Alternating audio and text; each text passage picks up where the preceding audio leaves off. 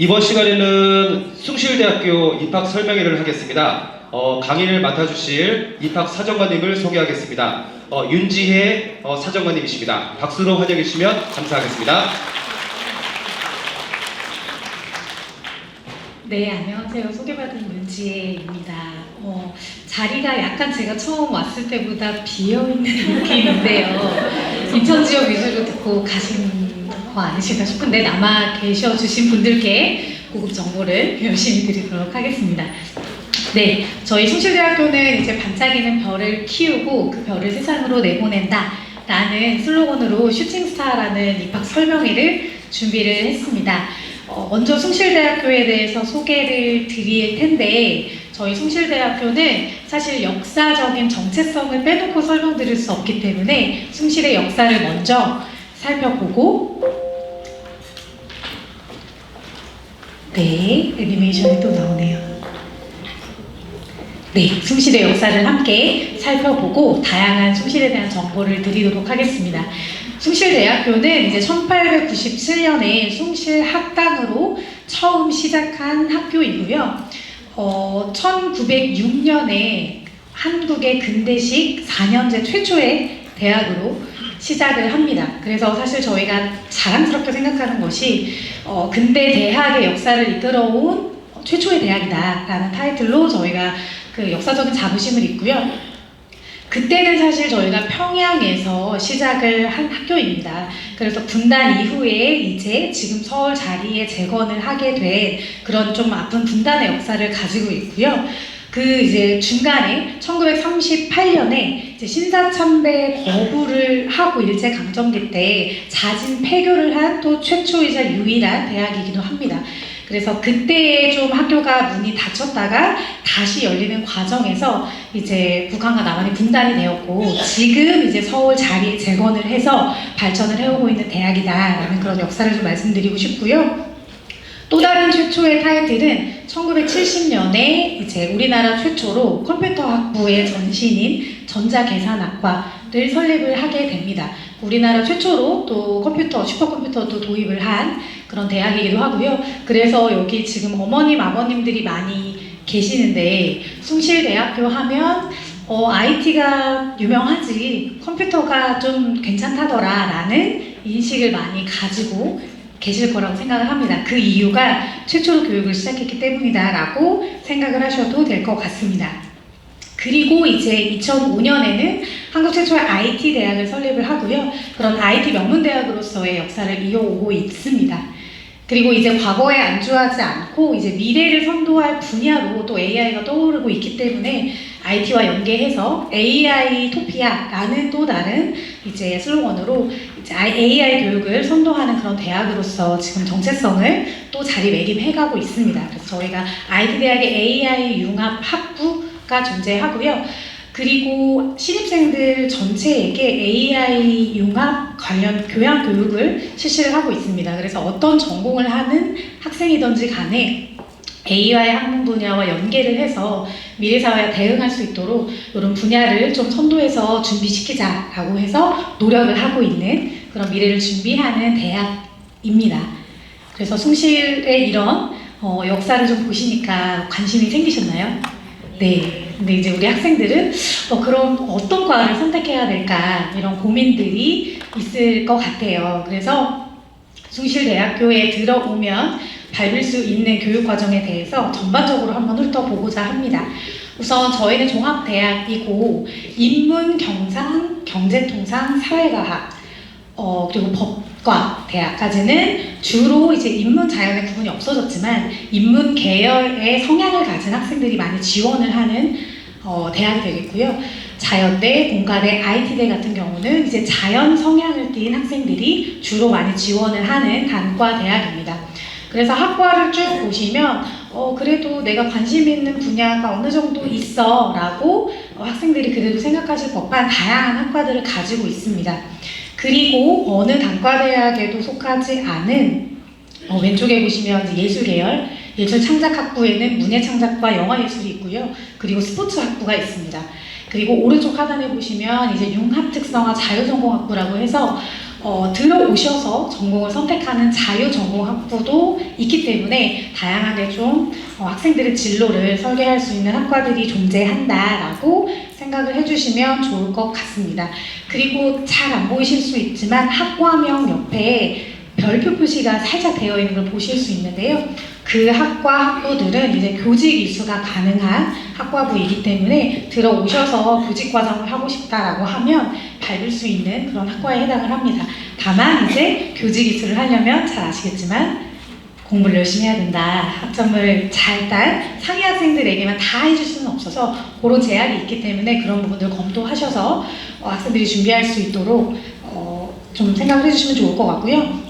자유전공학부 조금 궁금하실 것 같은데 뒷부분에서 조금 더 설명을 드리도록 하겠습니다.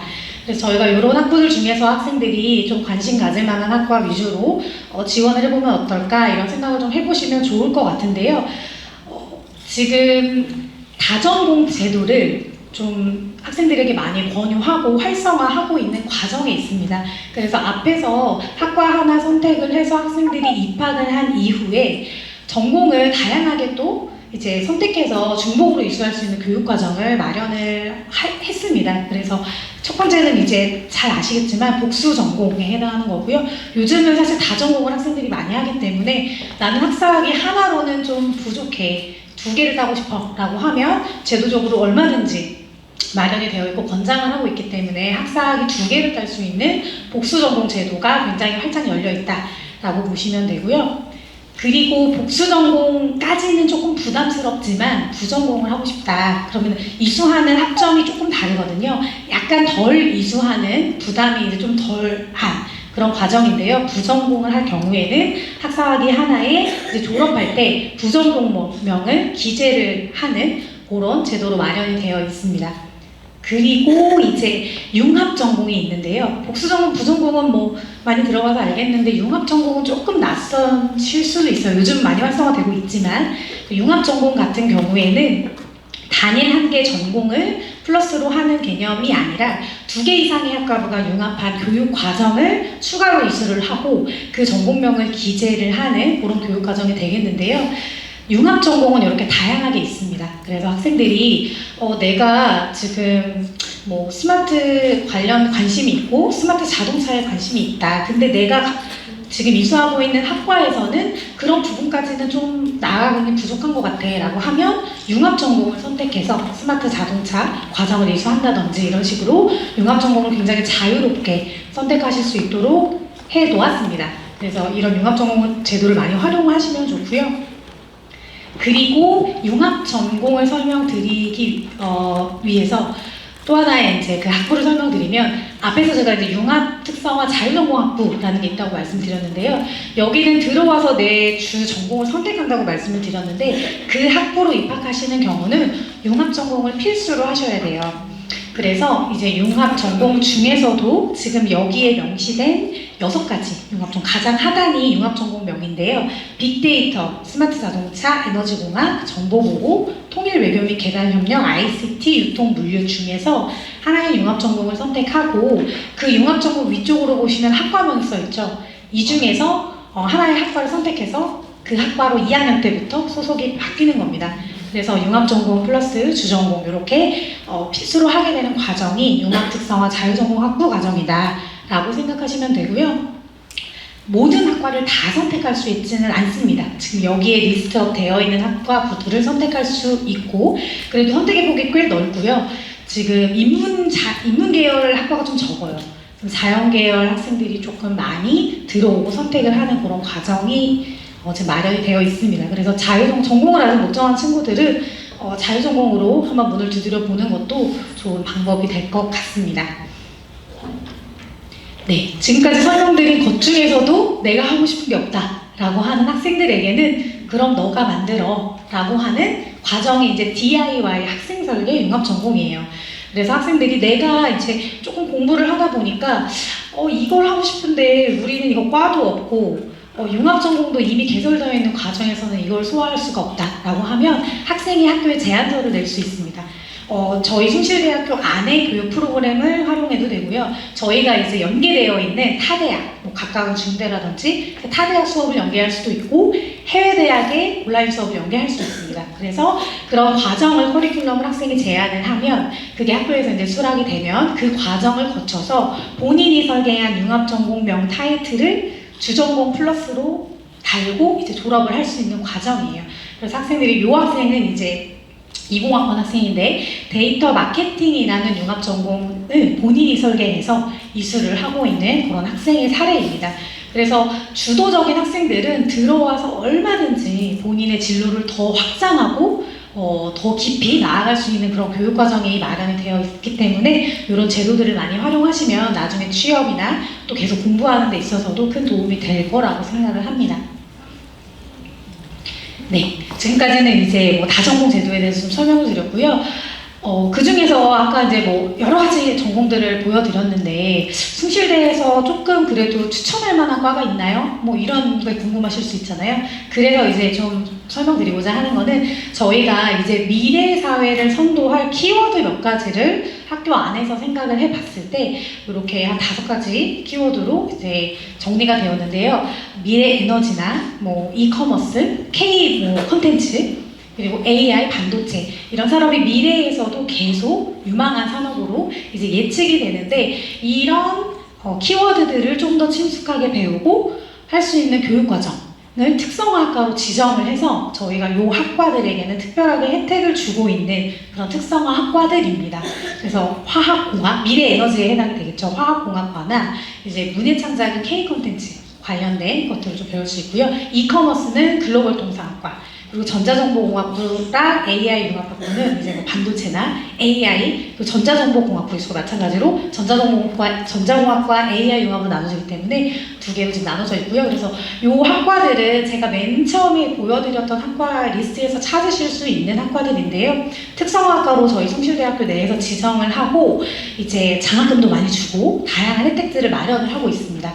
그래서 비교과 프로그램도 활성화하고요. 이 학생들을 위한 추가적인 교육 과정이나 과목들을 개설하도록 되어 있고 실무 능력을 배양할 수 있도록 산업체 연계도 하고 있고 그래서 이런 것들이 활발하게 일어나는 학과들이 조금 전에 보여드린 학과들이기 때문에 아직 진로를 내가 명확하게 하지 못했는데 이런 키워드에 관심이 있다라고 하면 숭실대는 여기를 지원 잘 해주니까 한번 고려해 보실 수 있을 것 같아서 말씀을 드렸습니다.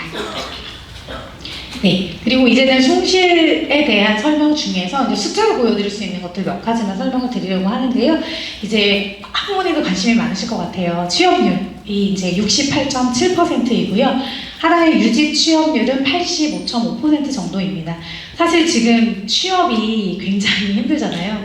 그래서 68% 하면은 어떤 분들께서는 좀 낮네라고 생각하실 수도 있고요. 괜찮네라고 생각하실 수 있습니다. 근데 지금 평균적으로 4년제 취업률 자체가 지금 저희 정도를 평균적으로 유지하고 있는 걸로 알고 있어요. 그래서 평균보다 아주 높진 않지만 평균 정도의 취업률을 유지하고 있고 그리고 이제 유직 취업률 같은 경우는 취업을 한 다음에 이제 그만두지 않는 비율이에요. 다른 데로 이동하지 않고 계속 만족하면서 다니고 있느냐를 보는 거기 때문에 저희가 유직 취업률이 굉장히 높은 편에 속해서 그런 부분들을 좀 자랑하고자 말씀을 드렸고요.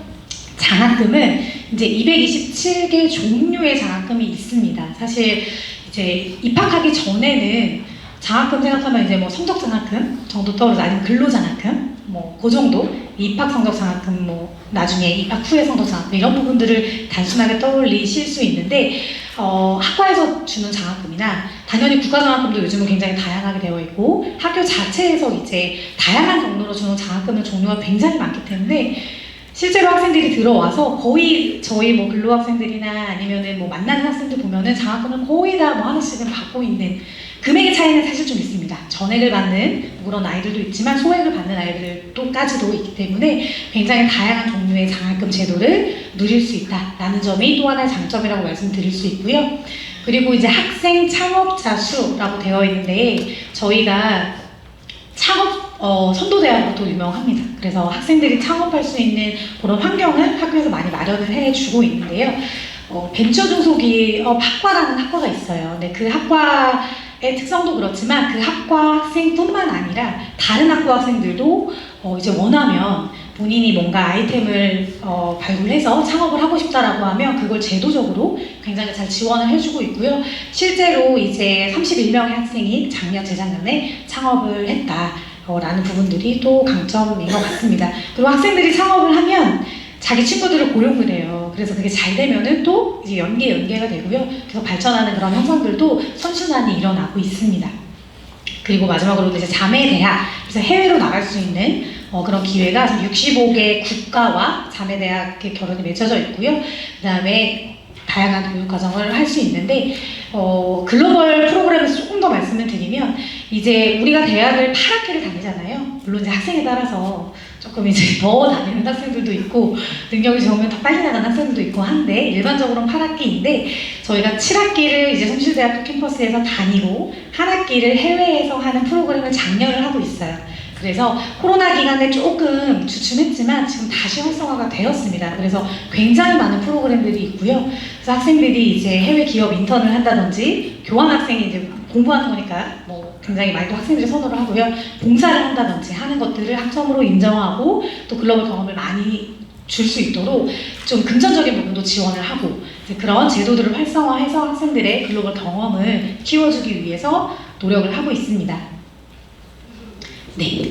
그리고 이제 교과 그리고 글로벌 프로그램뿐만 아니라 이제 비교과에 대한 부분들도 학생들이 관심이 많아요. 지금 고등학교에서도 교과, 비교과 활동으로 나뉘잖아요. 이제 학생들이 뭐 학종을 준비하려면 비교과 활동도 열심히 하고 이제 그런 환경에 있는 학생들이 있을 텐데 대학에서도 마찬가지입니다. 그래서 아이들이 전공 공부만 하는 게 아니라 비교과 경험을 많이 쌓기 위해서 또 노력을 하는 적극적인 친구들이 있는데 그런 부분들을 많이 지원을 해주기 위해서 좀 마련을 한 과정이고요. 일단 들어오면 숭실 6대 핵심 역량을 진단합니다.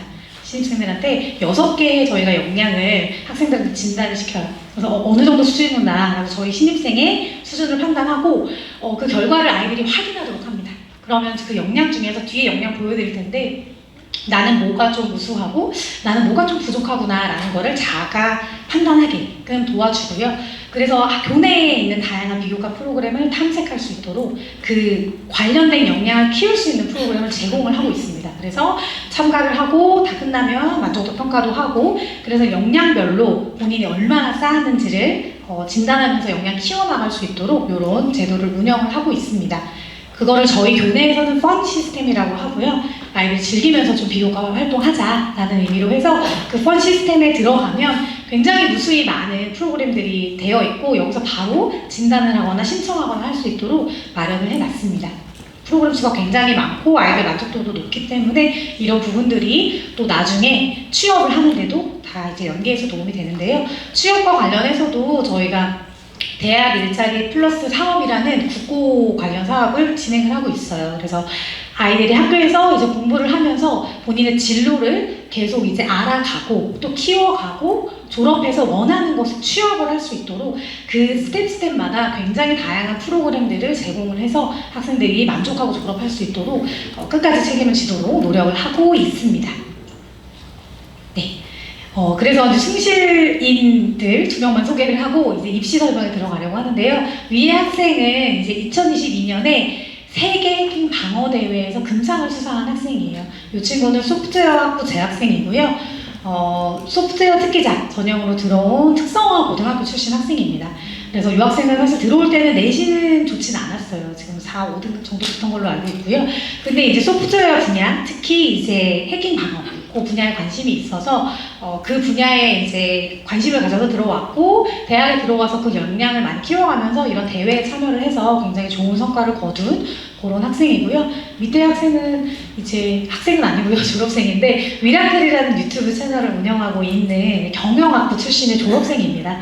그래서 요 학생은 요 졸업생은 학생들이 좀 많이 알 수도 있을 것 같아서 유튜브 채널이 유명하고요. 굉장히 본인의 역경을 이제 극복하고 세상에 좋은 영향을 끼치는 그런 강의도 많이 하고 컨텐츠도 제작을 하는 그런 박위라는 동문도 좀 소개를 해드립니다.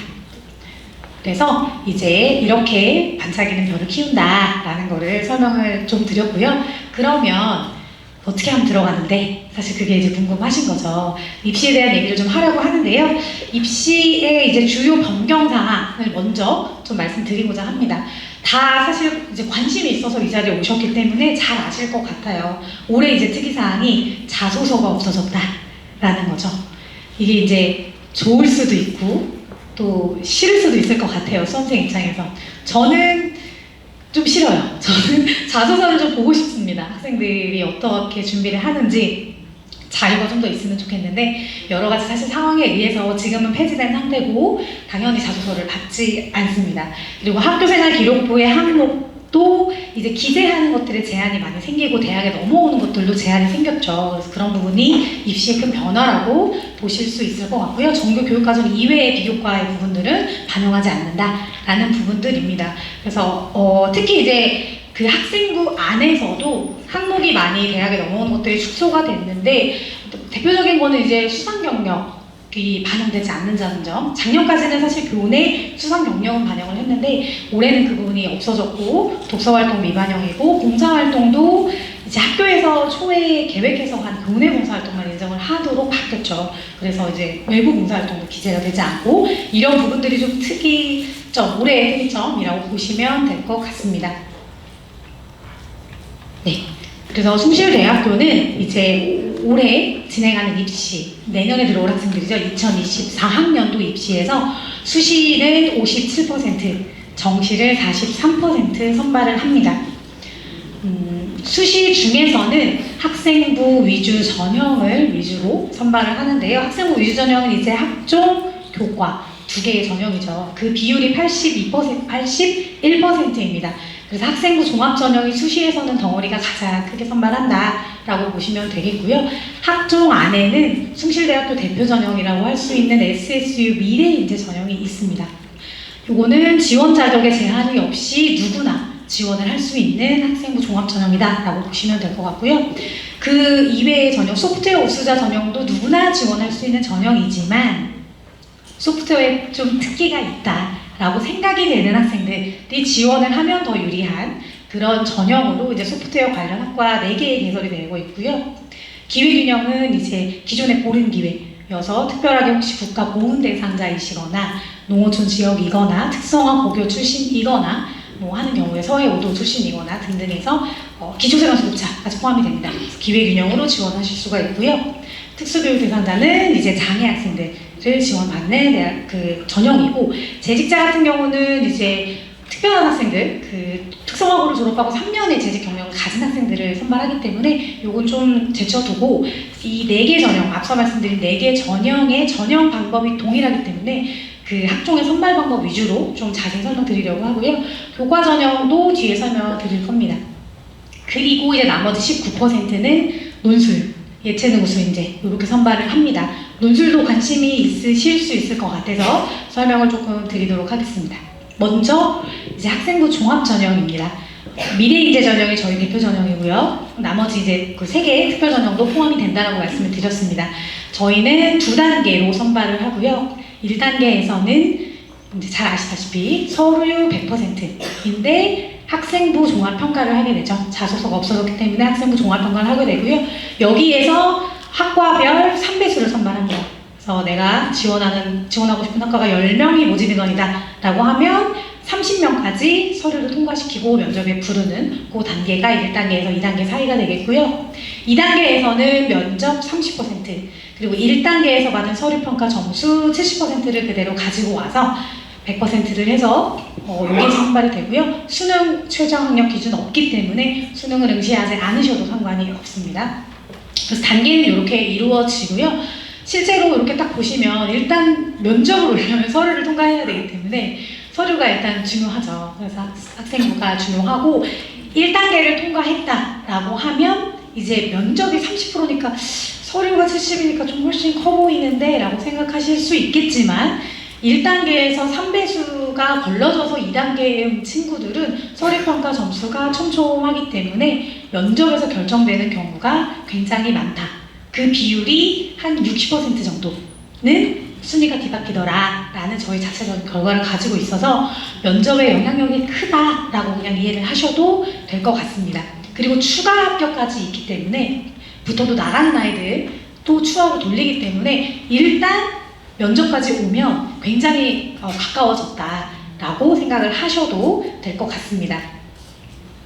그럼 서류가 일단 면접에 오려면 서류를 통과를 해야 되잖아요. 그래서 서류 평가 방법에 대해서 좀 간략하게 설명드리려고 하는데요.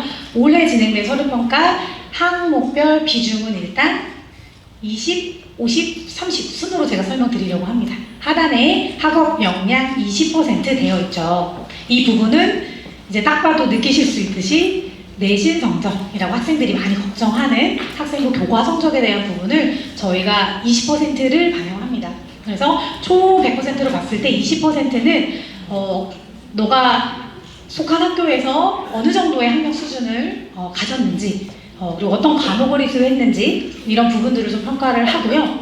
그래서 학기별 단순히 등급을 정량 평가하는 건 아니고 이제 주요 교과 위주로 비중을 좀 크게 보는 편이고, 주요 교과라 함은 인문사회 계열에 지원했을 때는 국영수사, 자연 계열에 지원했을 때는 국영수과 위주로 학생의 학업 역량을 평가하되, 다른 과목도 어느 정도 열심히 했는지 학교생활 학업수행 성실성이라고 써놨는데요. 전 과목에 대한 부분도 일부 반영을 하고요. 학기별로 어떻게 좀 발전을 하고 있는지 그런 부분들까지 평가를 하고, 또 학교 환경이나 이런 부분들도 정성적으로 반영을 합니다. 그래서 이수자 과목 수가 굉장히 적어서 등급이 따기 조금 어려웠다든지 하는 그런 부분에 대한 것들도 정성적으로 다 포함해서 이제 학업 역량에서 20% 평가를 하고요. 그리고 이제 50%는 진로 역량입니다. 지금 딱 눈으로 보셨을 때 비율적으로도 진로 역량이 중요하다라고 보이시죠? 50%이기 때문에 진로 역량 같은 경우는 학생부의 이제 모든 기록을 다 보는 건데요. 그 하위 요소로는 저희가 3개 정도의 평가 요소를 가지고 있습니다. 그래서 전공 계열 적합성이라고 하는 것은 내가 지원하는 계열과 관련해서 학생이 이제 탐구하려고 노력을 했는지, 성취 수준이 어느 정도인지를 세트에서 주로 나타날 수 있겠죠. 전공 계열 과목들보다. 물론 다른 활동에서도 나타날 수 있겠지만 그런 부분들을 보는 전공 계열 적합성이 꽤 중요하다. 이 진로 역량에서 그렇게 보이고요. 두 번째는 진로 탐색 노력 같은 경우는 이제 학생들이 1학년 때부터 3학년 1학기가 되기까지 사실 진로를 탐색하는 과정이 필요하잖아요. 그래서 전공을 특별히 1학년 때부터 정하지 않더라도 진로를 탐색해 나가는 학생의 과정과 그 주도성이나 이런 면을 보겠다는 겁니다. 그래서 진로 탐색 활동, 진로를 찾으려고 하는 아이의 다양한 경험, 생활 기록부에 나와 있는 내용이겠죠. 그래서 본인의 관심 분야를 좀 확장하거나 혹은 구체화하거나 하는 일련의 과정들을 생기부를 통해서 평가하는 부분이 진로 탐색 노력이고요. 그리고 가장 하단은 이제 선택 과목에 대한 부분이죠. 지금 교육과정이 이제 선택 과목이 많이 학생들에게 열려 있고, 또 본인의 관심과 적성에 따라 선택을 하도록 고교 교육과정이 이루어지고 있기 때문에 그런 부분들을 반영하고자 어떤 과목을 선택했는지, 그 과목이 본인이 관심 있는 분야와 관련해서 어느 정도 도움이 되는 과목인지, 어떤 성취를 보였는지, 어떻게 참여했는지 이런 부분들을 선택 과목의 이수 적절성과 성취 수준이라는 요소로 평가를 합니다. 그래서 이 부분이 굉장히 큰 덩어리로 진로 역량이 서류 종합 평가에서 중요하다라고 보시면 될 것 같고요. 가장 이제 왼쪽에 보시면, 위에 보시면 숨쉴 역량 30% 되어 있죠. 숨쉴 역량 하니까 약간 모호하다라고 느끼실 것 같아서 이제 좀 설명을 드릴 건데요. 이 역량은 숭실대학교에 지원하는 학생이라면 갖췄으면 좋겠다라고 생각하는 역량인데요. 밑에부터 설명드리면 기본적으로 성실성에 대한 부분, 인성에 대한 부분 평가를 합니다. 성실성은 저희가 출결과 봉사로 보고 있고요. 인성과 관련된 학폭 관련 평가를 반영해야 한다는 이슈들이 굉장히 좀 뜨겁죠. 근데 저희가 기존에도 사실 이 인성의 학폭은 반영을 쭉 하고 있었기 때문에 이 항목들이 포함이 되고요. 위에 이제 숭실 인재상 적합성이라고 하는 게 어떤 인재상을 말하는 거야? 라고 생각하실 수 있을 것 같아요. 이 부분을 좀 더 설명드리고자 합니다. 지원학과에서 요구하는 핵심 역량이라고 되어 있는데요. 저희가 신입생이 들어오면 역량을 진단한다고 아까 말씀드렸죠. 들어와서 6대 역량을 진단한다고 했는데, 들어오기 전에 고등학교 학생들이 우리 과에 지원을 할 때 6개 핵심 역량 중에서 이런 역량들은 좀 갖췄으면 좋겠어. 그러면 우리 학과에서 공부하는 도움이 되겠다라고 생각하는 그 역량을 숭실 역량이라고 하는 그 앞에 그 평가 요소에서 반영을 합니다. 그러니까 요거는 학과별로 다르겠죠. 네. 근데 요거 아직 저희가 지금 학과 의견을 계속 수렴하고 지침을 마련하는 과정이어서 공개가 아직 안 됐는데요. 6월 중순에 홈페이지에 공개를 할 예정이고요. 그래서 예를 들면 이제 경영학부에서는 이 6개 역량 중에서 어떤 역량을 중요하게 생각할까요? 리더십.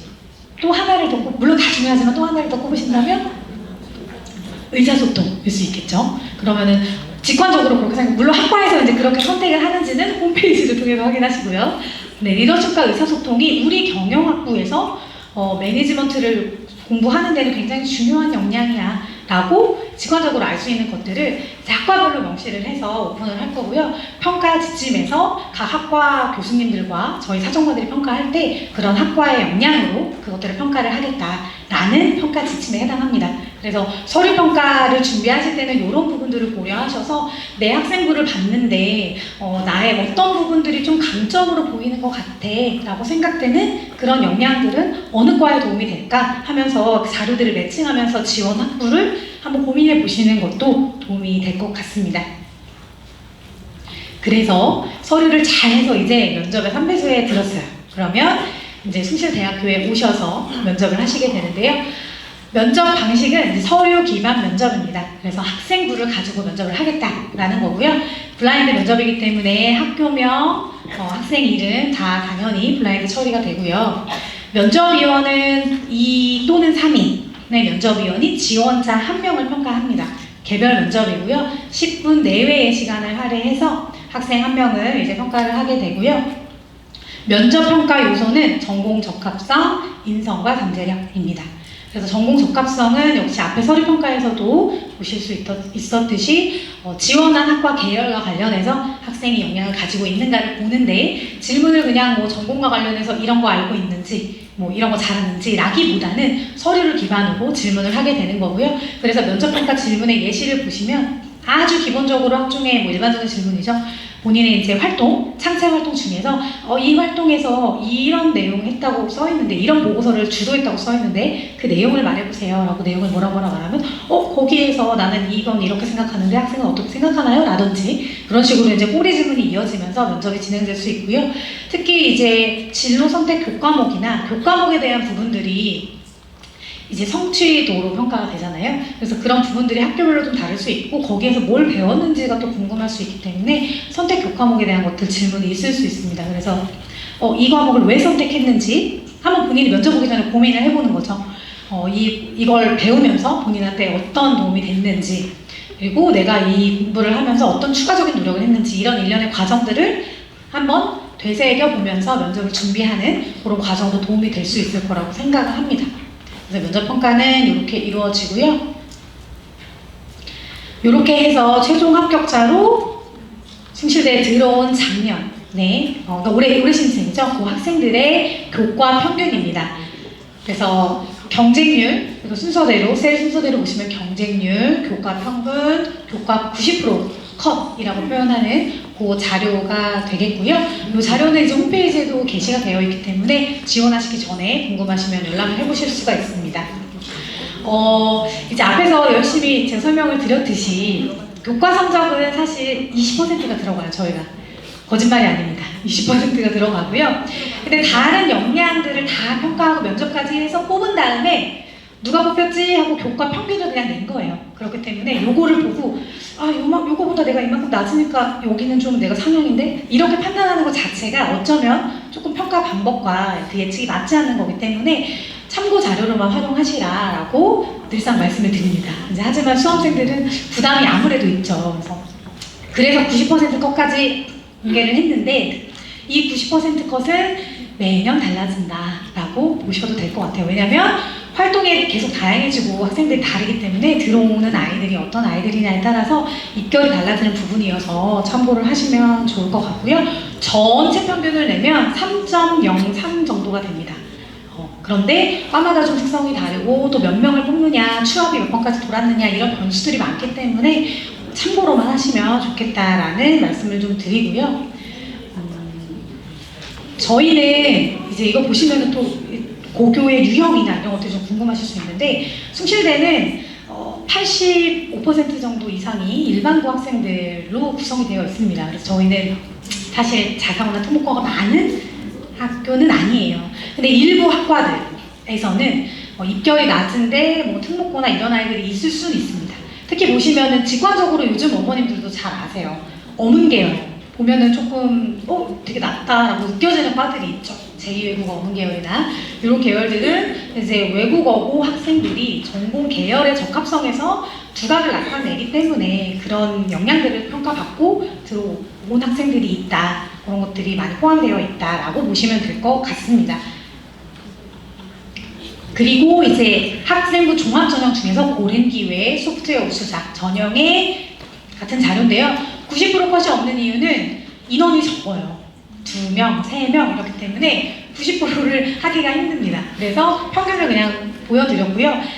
보통은 일단은 중복 지원이 가능합니다. 그래서 미래인재도 쓰고 여기도 쓰고 싶다라고 하면 지원이 가능하시고요. 면접 일자를 미래인재와 이제 이런 전형들을 다르게 설정을 주로 하기 때문에 1단계부터 둘 다 붙어도 둘 다 면접에 응시하실 수 있기 때문에 일단은 중복 지원이 가능하고요. 어떤 전형이 더 유리하냐라는 질문을 많이 하시는데 학과마다도 좀 다를 수 있고요. 일반적으로 평가자들이 느끼는 거는 미래인재 전형이 고른 기회 전형보다는 지원 풀이 좋아요. 그러니까 준비가 된 학생들이 전반적으로 많다는 거는 사실입니다. 그리고 고른 기회는 왜냐하면 지원 자격이 되는 학생들만 지원하기 때문에 준비가 조금 덜 됐지만 내가 이 자격이 되니까 지원해볼까 하는 친구들이 많이 섞여 있다라는 것이 사실입니다. 근데 뽑는 인원이 적게는 1명에서 뭐 3명 이렇게 되기 때문에 입결은 이제 높아 보일 수가 있습니다.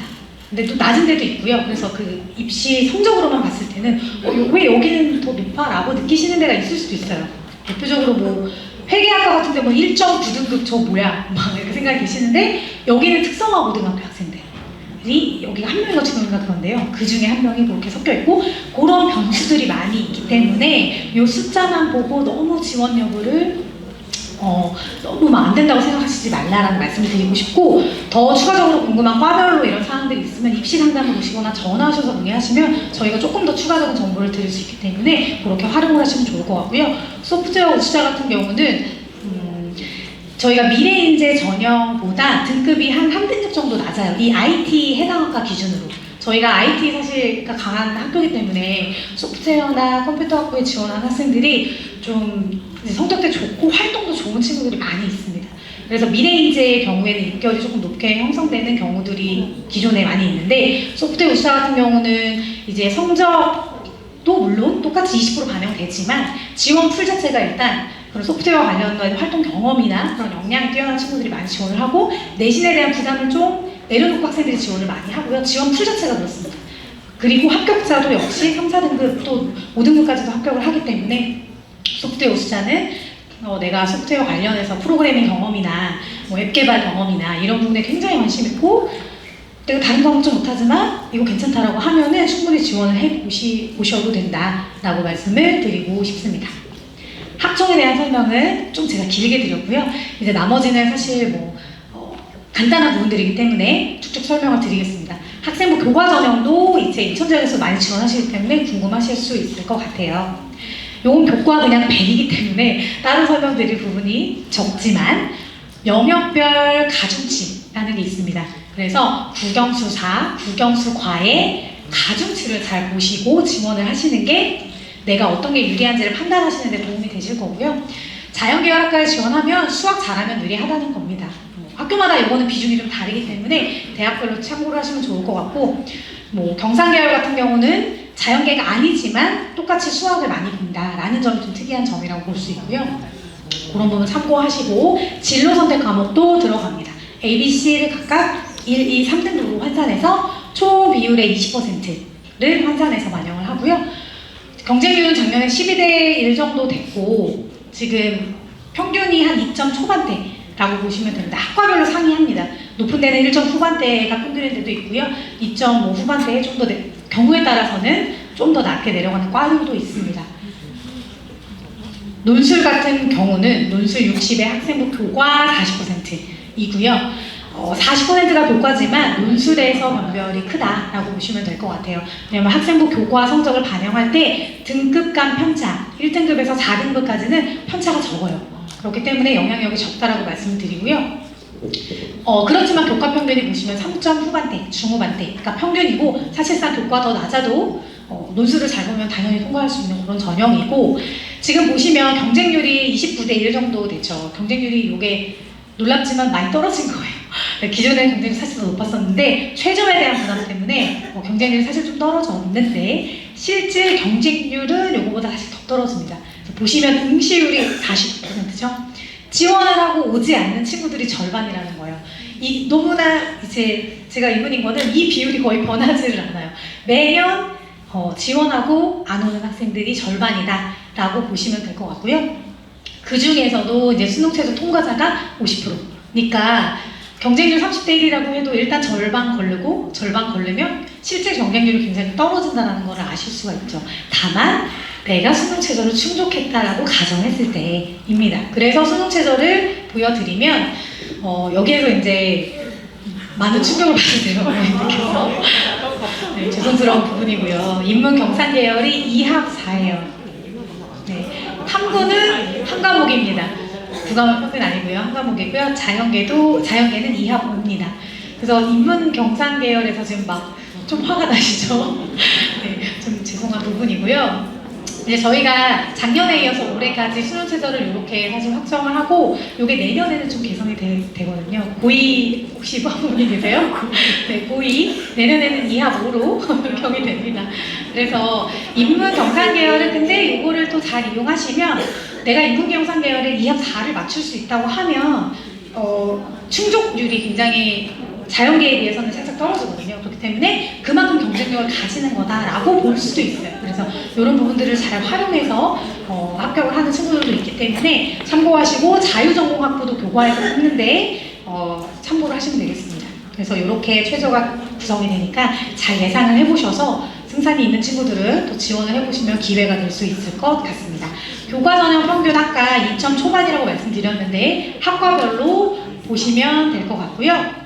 이 자료도 다 이제 홈페이지에 게시할 거고 어디 가에도 올라가기 때문에 추후에도 이제 궁금하시면 오셔서 보시면 되겠습니다. 추합 비율이 뭐 되게 다양하죠.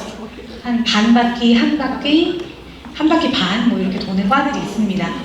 교과는 예비번호를 이제 4배수까지 드리기 때문에 이렇게 오시면 될 것 같고요. 논술도 논술로 많이 결정이 되지만 교과 성적은 이 정도 됐다라는 통계 자료로 좀 참고 자료로 보여드리고요. 수시에서 굉장히 좀 비중이 적기 때문에 간단히 말씀드리고 넘어가면 예체능 우수 인재도 있습니다. 근데 실적 위주의 축구와 당구는 아주 소수에 해당하는 학생들이기 때문에 많이 해당이 없으실 것 같아서 이런 전형이 있다라는 거 보시면 될 것 같고요. 저희가 영화예술학부가 있는데 거기에서는 이제 실기 전형이 있습니다. 그래서 연기 전공에서는 1단계, 2단계 연기 실기와 교과 성적으로 선발을 하고요. 연출 같은 경우도 실기로 뽑는데 여기는 스토리텔링 실기고 위에는 지정 연기 실기입니다. 그래서 그런 부분이 좀 차이가 있고 영화예술에 관심이 있는 학생들은 도전을 해보시면 좋을 것 같고요. 경쟁률이 꽤 나오는데 이제 올해도 재능이 있는 학생들은 실기 위주이기 때문에 충분히 도전해볼 수 있다고 생각이 됩니다. 입시 설명은 수시는 다 드렸고요. 저희가 다양한 프로그램들을 운영하고 있는데 지금 전공 체험이 사실 다음 주, 다다음 주 주말에 있어요. 혹시 신청하신 분이 계시면 매우 감사하겠는데 지금 신청 기간 사실 지나서 전공을 탐색할 수 있는 그런 프로그램 제공하고 있고요. 지금 들으시고 학종에 관심이 굉장히 있고 숭실대를 내가 지원을 좀 해보고 싶은데 라는 이제 학생들이 있으면 모의 면접 체험이 7월에 있습니다.